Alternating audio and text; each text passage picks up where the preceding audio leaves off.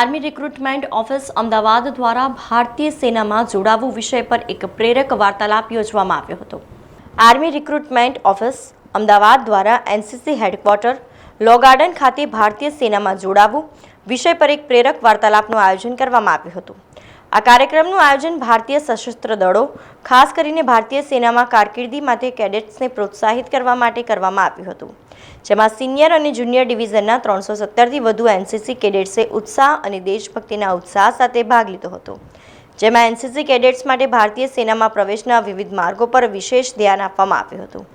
આ કાર્યક્રમમાં પ્રશ્નોત્તરી સત્ર પણ યોજાયો હતો, જ્યાં કેડેટ્સે સેનામાં જીવન, તૈયારી અને કેવી રીતે જોડાવું તે સહિતના પ્રશ્નો પૂછ્યા હતા। આ કાર્યક્રમ દરમિયાન ભારતીય સેના પર એક ટૂંકી દસ્તાવેજી ફિલ્મ પણ દર્શાવવામાં આવી હતી। આ કાર્યક્રમનું સમાપન જય હિન્દના જોશભેર ગાન સાથે થયું અને યુનિફોર્મમાં હોય કે બહાર પ્રતિબદ્ધતા સાથે દેશની સેવા ચાલુ રાખવાની સામૂહિક એનસીસી પ્રતિજ્ઞા સાથે થયું હતું। લેક્ચરમાં આપણે સર આવ્યા હતા આર્મીથી, એમને બતાવ્યું કે અગ્નિવીર કે આર્મીમાં જે રનિંગ છે એનું ટાઈમ 7.5 મિનિટથી 8 મિનિટ છે અને મને એવું હતું કે રનિંગનું ટાઈમ 5 મિનિટમાં આવું છે।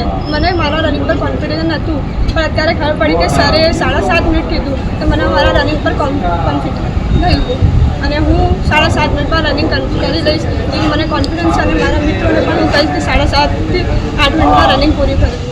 સમાચારોના સતત અપડેટ માટે TNN ન્યૂઝને YouTube પર સબસ્ક્રાઇબ કરી બેલ આઇકોન પ્રેસ કરો અને અમારી સાથે જોડાયેલા રહો Facebook, Instagram અને Twitter ઉપર।